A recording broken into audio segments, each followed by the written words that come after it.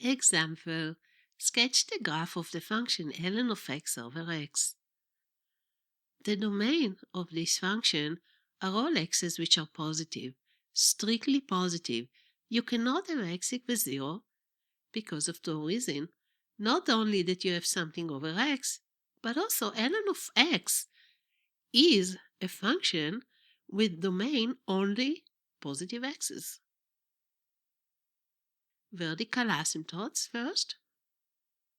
We have to take the limit of the function when x approaches to 0 from the right side and to the right side only. If you recall, the limit of x approaches 0 from the right of ln of x is negative infinity. So this is the form. So we'll have to do the trick of writing this actually as a product. And then now we get that it is negative infinity times 1 over 0 plus.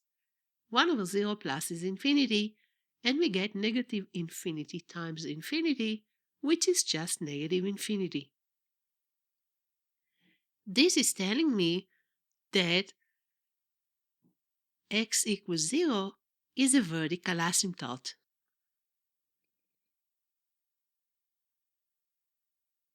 What about horizontal asymptotes? Again, we are going to take only the limit when x approaches to infinity. We don't need to take the limit when x approaches to negative infinity. It's not in the domain of the function.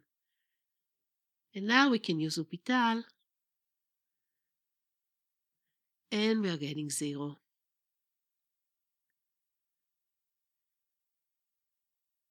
We conclude then that y equals 0 is the horizontal asymptote of the graph. Now when we have the asymptotes and the domain, we have to analyze the first and the second derivative.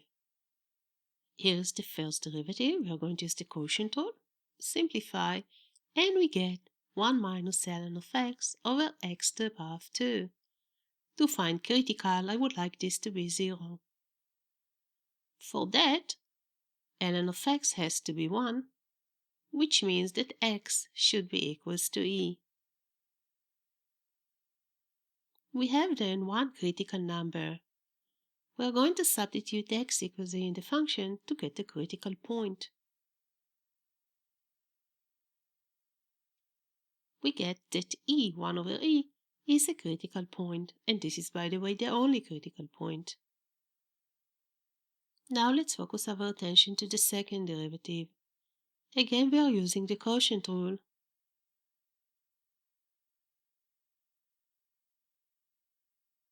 We are simplifying and simplifying more. And then we divide everything by x.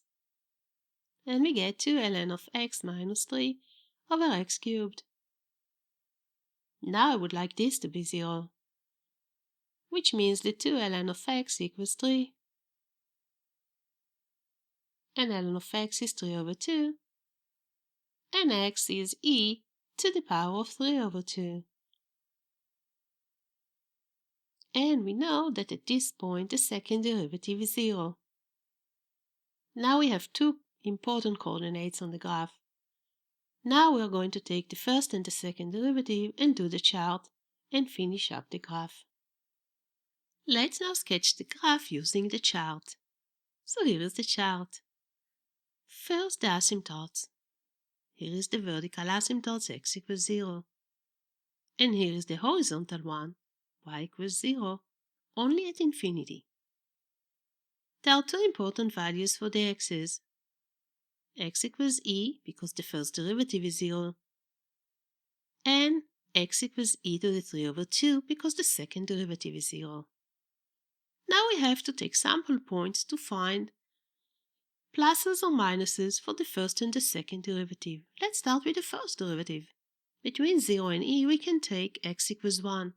ln of 1 is 0, and we get that the first derivative is positive, and the function is increasing. Between e to infinity, we can take e to the 3 over 2 as a good sample point. ln of e to the power of 3 over 2 is 3 over 2, so 1 minus 3 over 2 is negative. and the function is decreasing. We also get a local max at x equals e. What about the second derivative? X equals e is a good sample point between 0 to e to the 3 over 2. ln of e is 1, and we get that 2 times ln of e minus 3 is negative. And this is concave down. Then you can take like e to the power of 2, for example, and you will get that this is positive. So the function concave up. Here we get a local maximum, and you can check that when we have a local maximum, the function has to concave down, and indeed, the second derivative at x equals e is negative.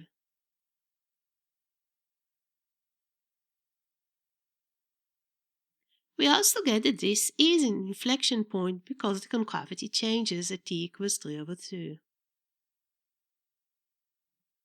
Here are the two important y-coordinates. This point is the local maximum, and this point is the inflection point. Now we are going to find the shape of the graph using the chart, and we are going to pass through those 2 points. And also we have to make sure to get closer to the asymptotes. And when we do that, we get this.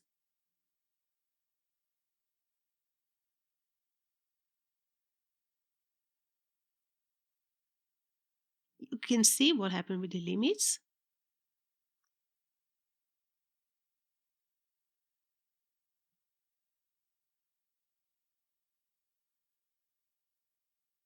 So everything really looks fine here. You now wonder why the shape of the graph is not this one. Because I see that by doing this, I'm okay with the asymptotes, and also I'm okay with the 2 points. But by doing this, I'm creating additional 2 points which we don't supposed to have. The first one is a local minimum, and the second one is an additional inflection point. And again, if you look at the chart, we do not have those guys. It means that the real graph is this.